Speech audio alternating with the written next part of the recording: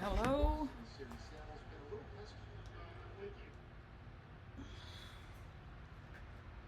This is an update for my ugly blanket. Or I should say ugly blanket because it's growing on me for one.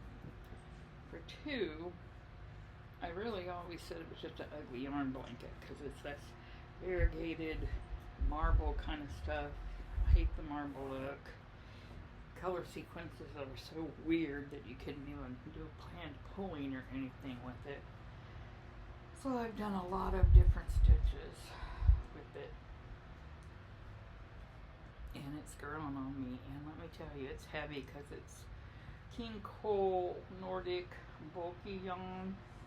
I even did a little bit of linked crochet here, but I don't know. I don't like how the sides blend in. I probably should do some more of that at some point. It's mainly double crochets and some popcorn and some ribbing and some cross stitch.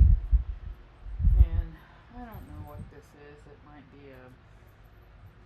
All I know is I do it on the back side. And I do a single crochet and double crochet. Alternating each stitch. And it pops out the back side like that. Because popcorn's a kind of pain to crochet. They take a lot of time. I like the fact of them. So now, I just got done with this double crochet 2 and then do a double crochet over those 2.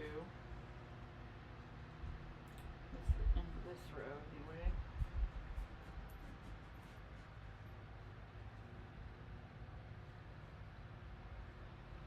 And I'm just going to do a single crochet that.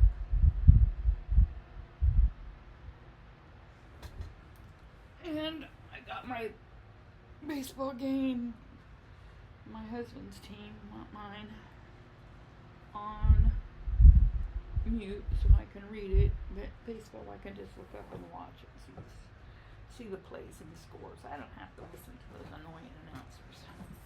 But it's getting pretty big. And I have at least 3 more skeins over there. And then, yeah, I had ordered some more so I could finish it, but I went ahead and changed it up and some more of that same type of yarn with the weird variegations. So, I'm going to just try to end it with the yellows and greens that I originally started with. But, I guess this is the front side because that's where the popcorns are. But, really... It's got some cool looks on both sides. I don't think it would matter, especially if the fact it's going to be for me. This winter will make it nice and warm to put it up over my little blanket sheet thing. So I'm just going to single crochet across. And it's only 111 here, so the worst thing I shouldn't be doing is working on a blanket, but I got my fan on me, the AC on. If I get too hot, I'll find something smaller to work on, or not as heavy or something. I've got a lot of works in progress. I have corner to corner patch blanket. It's like where you make the corner to corner squares and you join as you go. And turn it out like a patchwork thing, and that's pretty long too. It's like I got 5 and 6 row squares. Can't remember because my log cabin I have a different number. One of them's 5, one of them's 6, and square one is like 9 squares by 11 squares right now. And I think I need to do at least a 12 by 12. I don't know. I have a king size bed, so if I want to go over the whole thing, it's going to be pretty big. And I made a granny square one several years ago to fit my king size bed. Oh my gosh, I swore I'd never do another one that big. But here I am. At least it's not the granny squares, I guess. This is something new for me to work on. I've done many corner to corners, just straight corner to corner. But I like that quilt look effect. And of course, it's not planned out really. because I end up getting squares that might not be that far away from the same color. And I suppose if you did like a gingham style with just two colors, it'd be kind of cool, but nope, I don't like to think too much in crochet projects. I've done a lot of crochet alongs. I've even done Sophie's Universe, which I would really like to do that again now that I know more about crochet and a little more experience with crochet.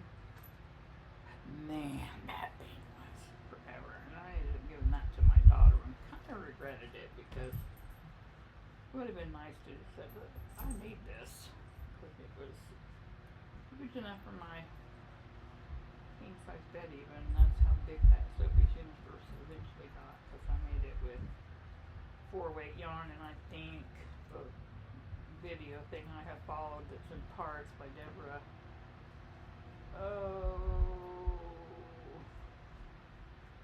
Just look at what I made, I believe. It's like her handle on there, but I can't think of her name right now. And she just does, like one part at a time, so it made it easier when I had a summer off to focus on just that. But it's like starts out like a mandala and just goes around. It's so beautiful when it's done, but I did it with scrap yarn, and so it wasn't as pretty. And but my daughter liked it. Now it's an original. It'll never. Many people can do the Sophie's Universe, and they'll never get the colors and the way I got it, because it was. I made sure I went around the whole way. I didn't stop mid and change yarn. It was at least I had to get around. But it's like it was red and then yellow and then purple and then no matchy at all. So if I did think that I could do another one, I would probably look at what her color palette would be that she would suggest, or look at some other ones and leave them on Etsy or Ravelry, and just kind of see their color combinations and get some ideas. I'd probably plan it out more, but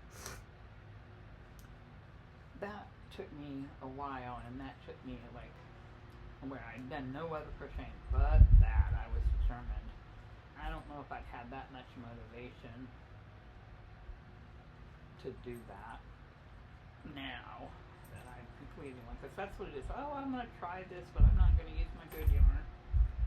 And then I get it done, and I think I'm never doing another one. That was a lot of work.